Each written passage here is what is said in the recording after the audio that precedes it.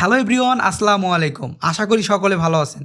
So যারা 2025 সালে একটা বিজনেস করার কথা ভাবতেছেন বা যারা অলরেডি বিজনেস করতেছেন, তাদের জন্য এই ভিডিওটি অনেক হেল্পফুল হবে। সো আজকের এই ভিডিওতে আমরা মেইনলি 5টা পয়েন্ট দেখব, যে 5টা পয়েন্ট যদি আমরা ঠিকভাবে কাজে লাগাতে পারি, ডেফিনেটলি আমাদের বিজনেস গ্রো হবে। সো চলুন দেরি না করে ভিডিওটি শুরু করা যাক। অলরাইট, নাম্বার 1 পয়েন্ট সেটা হলো ক্রিয়েট আ সলিড প্ল্যান। ওকে, আপনাকে বিজনেস শুরু করার আগে আপনার একটা সঠিক প্ল্যান করা দরকার। অ্যান্ড দেন আপনার একটা নিশ চুজ করা দরকার, যে প্রোডাক্টটা নিয়ে আপনি কাজ করবেন সেরকম একটা নিশ চুজ করা দরকার। তারপর আপনাকে সেই প্রোডাক্টের মার্কেট আছে কিনা সেটা রিসার্চ করা দরকার, মার্কেটটা অ্যানালাইসিস করা দরকার। অ্যান্ড দেন আপনাকে একটা মার্কেটিং চ্যানেল সিলেক্ট করা দরকার। এটা হতে পারে Google ads, Facebook ads. For the Bangladeshi entrepreneur, most of the people, 99% people depend on the Facebook ads. So আপনি এখানে ফেসবুক অ্যাডসটা সিলেক্ট করতে পারেন। সো ফেসবুক অ্যাডসটা সিলেক্ট করার পরে আপনাকে নেক্সট স্টেপে যেতে হবে। নাম্বার 2 পয়েন্ট হলো Facebook business page plus landing page. Very much important. আপনাকে একটা বিজনেসকে অপটিমাইজ করতে গেলে অবশ্যই আপনাকে একটা ফেসবুক বিজনেস পেজ প্লাস একটা landing page must be needed. So আপনাকে আপনার ফেসবুক পেজটা অপটিমাইজ করতে হবে, লাইক একটা প্রফেশনাল লোগো দিতে হবে, ব্যানার দিতে হবে এবং একটা টাইটেল দিতে হবে যেটা আপনার বিজনেস নেম হবে, এবং একটা ডেসক্রিপশন দিতে হবে যাতে ক্রেতাদের ক্লিয়ার ধারণা দেয় যে আপনার বিজনেস কী নিয়ে কাজ করে বা আপনার প্রোডাক্টটা কী। এবং তার সাথে আপনাকে আপনার ফেসবুক বিজনেস পেজের সাথে একটা sales optimise landing page create করতে হবে। এটা আগে অনেকেই করতো, অনলি ফেসবুক বিজনেস পেজের মাধ্যমে বিজনেস করতো এবং একটা এঙ্গেজমেন্ট বা যে কোনো একটা অ্যাডস রান করে দিলেই দেখা যেত যে অনেক সেল হয়েছে। এটা আর কাজ করবে না, কারণ মার্কেট অনেক স্মার্ট হয়েছে and day by day competition অনেক ইনক্রিজ করছে। সো আপনার ডেফিনেটলি একটা সেলস অপটিমাইজ ল্যান্ডিং পেজ তৈরি করা দরকার, যেখান থেকে আপনি একটা কাস্টমার অডিয়েন্স তৈরি করে আপনার বিজনেসটা গ্রো করতে পারবেন। অ্যান্ড দেন আপনাকে একটা কন্টেন্ট স্ট্র্যাটেজি মেক করতে হবে। Content strategy very much important.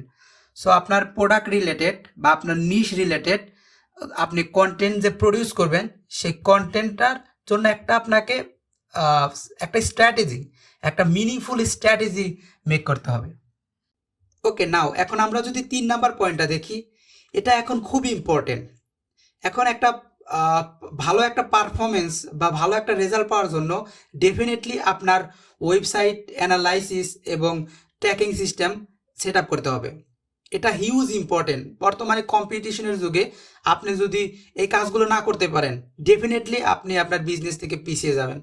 So আপনাকে GA4 Google analytics 4 and GTM Google tag manager definitely set up করতে হবে, এবং তার পাশাপাশি মাইক্রোসফট ক্ল্যারিটি ইউজ করতে হবে, যার মাধ্যমে আপনি ইউজারের বিহেভিয়ার, ইউজার কোথায় ক্লিক দিচ্ছে, কোথায় যাচ্ছে, ইউজারের বিহেভিয়ার অনুযায়ী আপনি পরবর্তীতে সেই আপনার ল্যান্ডিং পেজটা অপটিমাইজ করতে পারবেন। So Microsoft clarity must be needed. এটা আপনাকে ইউজ করতেই হবে। আপনাকে অপটিমাইজভাবে বিজনেস করতে গেলে আপনাকে মাইক্রোসফট ক্ল্যারিটি ইউজ করতেই হবে আপনার ইউজারের ইন্টেন্ট বোঝার জন্য। অ্যান্ড দেন এই ডেটাগুলোর উপর ভিত্তি করে আপনার একটা এক্সপেরিমেন্টিং করতে হবে CPR সিস্টেমে। CPR that's mean collecting, processing, analysing and reporting.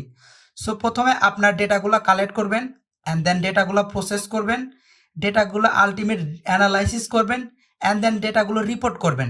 Report করে সেই অনুযায়ী একটা অ্যাকশন নেবেন। ডেফিনেটলি আপনার বিজনেস গ্রো করবে। সো আপনি যদি এই প্রসেসগুলো মেনটেন্স করতে পারেন, ডেফিনেটলি আপনার বিজনেস গ্রো করবে। আর পয়েন্ট আছে যে পয়েন্টগুলো খুব ইম্পর্টেন্ট। চলুন আমরা নেক্সটে দেখি কি পয়েন্ট আছে। সো ভেরি মাচ ইম্পর্টেন্ট, যেহেতু আমরা বাংলাদেশে বিজনেস করি বা বাংলাদেশেই বিজনেস করবো ডেফিনেটলি। সো সেক্ষেত্রে আমরা ফেসবুক অ্যাডসটা মেইন প্রায়োরিটি। সো ফেসবুক অ্যাডসের উপর ডিপেন্ড করে আমাদের একটা অ্যাডভান্স অ্যাডস স্ট্র্যাটেজি মেক করতে হবে, হিউজ ইম্পর্টেন্ট। সো আমাদের অ্যাডভান্স অ্যাড স্ট্র্যাটেজি মেক করার ক্ষেত্রে আমাদের ফার্স্ট অফ অল একটা টার্গেটেড অ্যাডস ক্রিয়েট করতে হবে। দেন আমাদের সেই অ্যাডস থেকে একটা কাস্টম অডিয়েন্স মেক করতে হবে। আমি আপনাদের প্রিভিয়াস স্লাইডে দেখাইছিলাম যে একটা ল্যান্ডিং পেজ দরকার। সেই ল্যান্ডিং পেজের মাধ্যমে সার্ভার সাইড ট্র্যাকিংয়ের মাধ্যমে আমরা দেখতে পারবো কোন কাস্টমার আমাদের পেজ ভিউ করছে, আমাদের অ্যাড টু কার্ট করছে এবং ইনিশিয়াল চেক আউটে গেছে বা পারচেস করছে। সেই ডেটাগুলো অ্যানালাইসিস করে আমরা একটা কাস্টম অডিয়েন্স মেক করব। সেই কাস্টম অডিয়েন্স থেকে আমরা লুক অ্যালাইক অডিয়েন্সও সিলেক্ট করতে পারবো। ভেরি মাচ ইম্পর্টেন্ট বিজনেসের ক্ষেত্রে এবং অ্যাডের স্ট্র্যাটেজি মেনটেন করার ক্ষেত্রে। ওকে, অ্যান্ড দেন আমাদের আরওআই এবং সিআরও মেনটেন করতে হবে। ROI that's mean return on investment. Like আমি যদি 1000 টাকার প্রোডাক্ট বিক্রি করতে চাই, তাহলে আমার ডেফিনেটলি 200 টাকা ফেসবুকে দিতে হবে। এটা minimum ROI, return on investment. যদি এই ফর্মুলা যদি আমাদের অ্যাডসে কাজ না করে, তাহলে আমাদের অ্যাড স্ট্র্যাটেজি, দেন আমাদের কন্টেন্ট সবগুলো চেঞ্জ করতে হবে এবং আবার আমাদের অ্যানালাইজ করতে হবে এই বিষয়। এবং সিআরও, কনভার্সন রেট অপটিমাইজেশন, আমাদের যত পারা যায় কনভার্সন রেট অপটিমাইজেশনটা অনেক ভালো করতে হবে। এটাকে যত কম স্পেন্ডে আমাদের অর্ডারটা করানো যায় সেই বিষয় নিয়ে আমাদের অ্যানালাইজ করতে হবে। কনভার্সন রেট অপটিমাইজেশন করতে হবে আমাদের। মনিটর অ্যাডস পারফরমেন্স রেজাল্ট, আমাদের অ্যাডসের রেজাল্ট যে আসছে ওটাকে মনিটর করতে হবে। এটার পারফরমেন্স দেখতে হবে যে কি পরিমাণ পারফরমেন্স করতেছে। আমরা এবি টেস্টিংও করার মাধ্যমে আমরা অ্যাডসের পারফরমেন্স দেখতে পারি। আমি একদিন আপনাকে ফেসবুক অ্যাডসে গিয়ে দেখাবো direct. Okay, and for selling try to run purchase ads, very important.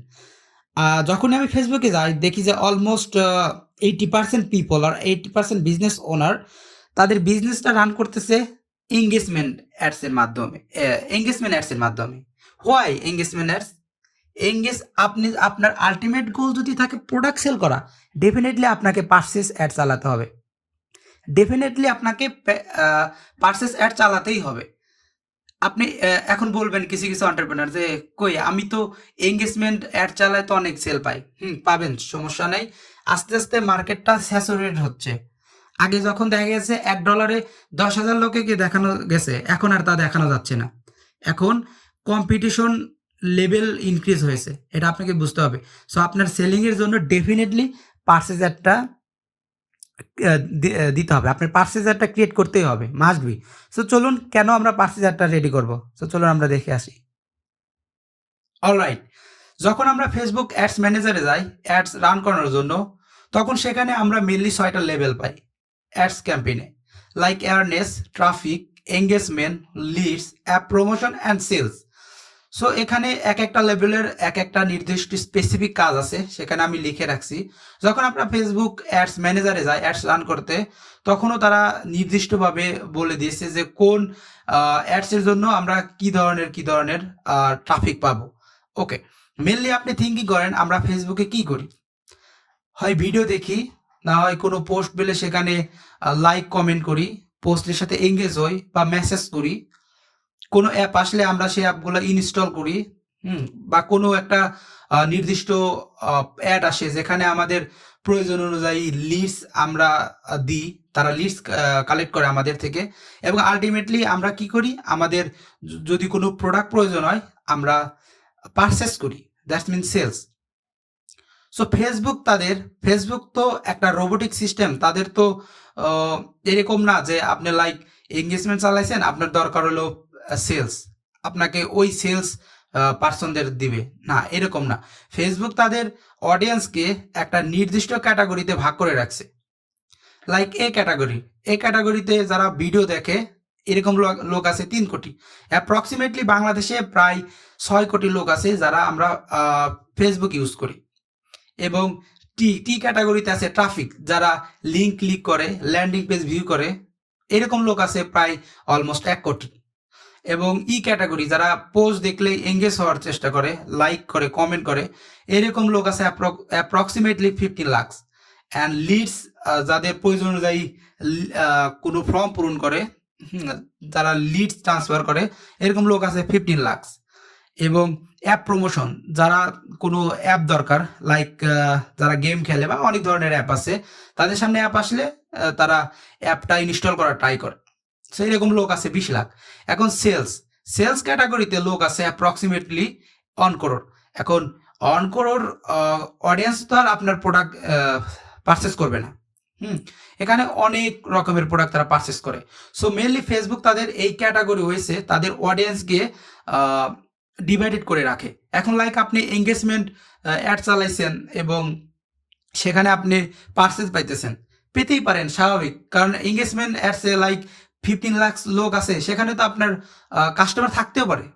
সেক্ষেত্রে আপনি কিছু সেলস পান, কিন্তু আপনার যদি অবজেক্টিভ থাকে সেলস, তাহলে আপনার সেলসের কাস্টমারটা আলাদাভাবে ফেসবুক ডিভাইডেড করে রেখে দিয়েছে। সো ডেফিনেটলি আপনার অবজেক্টিভ এবং মেইন গোল যদি থাকে সেল করানো, তাহলে আপনার ডেফিনেটলি সেলস ক্যাম্পেইন রান করতেই হবে। এবং এই সেলস ক্যাম্পেইনটা খুবই ইম্পর্টেন্ট আপনার সেলসকে বৃদ্ধি করার জন্য। আপনি সেলস ক্যাম্পেইন চালিয়ে যত পরিমাণ সেলস পাবেন, এদের আপনি কোনো একটা অ্যাড চালিয়ে সেলসের মতো, সেলস অ্যাড ক্যাম্পেইনের মতো সেলস পাবেন না। অলরাইট। এবং আপনার এখানে ফেসবুক ফিডে জায়গা পাওয়ার জন্য কিছু সিস্টেম আছে, টিভি সিস্টেম আছে, bid estimate action ratio plus ad quality. এই বিষয়ে আমরা নেক্সটে কথা বলবো। আপনারা যদি এই বিষয়ে ভিডিও চান আমাকে বলবেন, আমি ট্রাই করব এই বিষয়ে একটা ডিপলি ভিডিও মেক করে দেওয়ার জন্য। এক্সট্রা বাট ইফেক্টিভ, এই বিষয়টা এক্সট্রা আপনার অনেকেই আছে, অলমোস্ট 90% এন্টারপ্রেনার আছে যে এই বিষয়গুলো মেনটেন্স করে না। সেটা হলো রেডি আ বিজনেস ক্যাশ ফ্লো। আপনি যে বিজনেস করতেছেন তার জন্য আপনার বিজনেসের একটা ক্যাশ ফ্লো রেডি করতে হবে। ক্যাশ ফ্লোটা কিরকম হবে? সো আমি যদি একটু আপনাকে দেখাই। অলরাইট, দেখতে পারতেছেন এখানে আমার একটা ডেমো ক্যাশ ফ্লো আছে, জাস্ট দেখানোর জন্য আমি এটা মেক করছিলাম।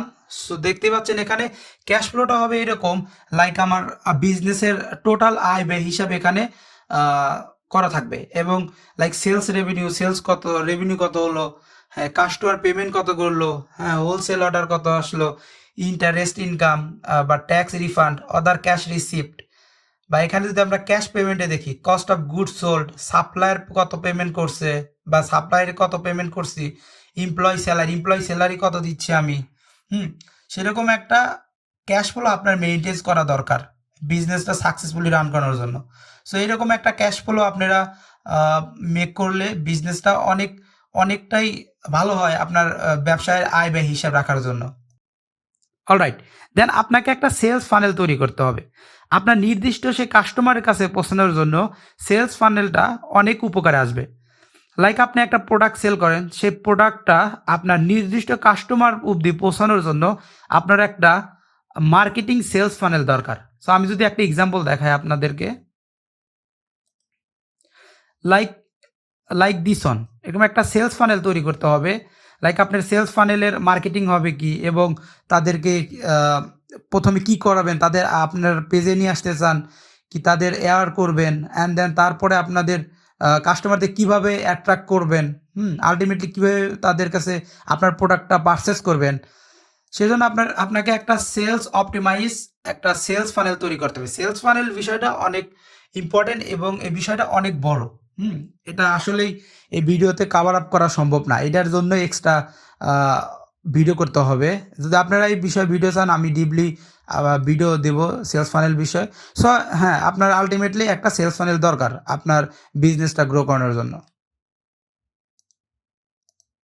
দেন আপনাকে আপনার প্রোডাক্ট নিয়ে কন্টেন্ট মার্কেটিং করতে হবে AIDA অ্যান্ড প্যাস ফরম্যাটে। সো আপনি লাইক একটা মেডিসিন সেল করতেছেন, সেই মেডিসিনের উপকারিতা কি এবং সেই মেডিসিনের সুবিধা কি, সেই মেডিসিনের ব্যবহার কি, সে সম্বন্ধে আপনাকে কন্টিনিউয়াসলি আপনার কন্টেন্ট, ইউটিউব হোক ফেসবুক হোক, আপনাকে কন্টেন্ট প্রডিউস করতে হবে, কন্টেন্ট মার্কেটিং হবে। কন্টেন্ট মার্কেটিংটা ভেরি মাচ ইম্পর্টেন্ট আপনার বিজনেসকে গ্রো করানোর জন্য। এবং আপনি কন্টেন্ট মার্কেটিংয়ের ক্ষেত্রে AIDA এবং প্যাস ফরম্যাট ফলো করতে পারেন। AIDA that's mean awareness, interest, desire, action. আপনাদের কাস্টমারের অ্যাট্রাক্ট করানোর জন্য এই ফরম্যাটগুলো আপনি ইউজ করতে পারেন আপনার কন্টেন্ট মেকিংয়ের জন্য। ওকে, নাও আমরা যদি এখন নেক্সট স্টেপে যাই, তাহলে আমরা একটা থ্যাংক ইউ মেসেজ পাবো। So thank you so much ভিডিওটি দেখার জন্য, এবং আমি 100% শিওর যে আপনি যদি এই ফর্মুলা মেনটেন করে আপনার বিজনেসে ইফেক্টিভলি কাজে লাগাতে পারেন, তাহলে আপনার সাকসেস পসিবিলিটি 10 to 90% হবে। এবং আপনার বিজনেস রিলেটেড যে কোনো হেল্প বা যে কোনো প্রয়োজনে আমাদের মেসেজ দিতে পারেন। আমাদের ডেসক্রিপশনে হোয়াটসঅ্যাপ নাম্বার এবং ফেসবুক পেজের লিঙ্ক দেওয়া আছে, যে কোনো প্রয়োজনে আমাদের মেসেজ করতে পারেন। আমরা অল টাইম অ্যাক্টিভ আছি আপনাকে হেল্প করার জন্য। So thank you so much. দেখা হবে আবার পরের কোনো ভিডিওতে। Thank you.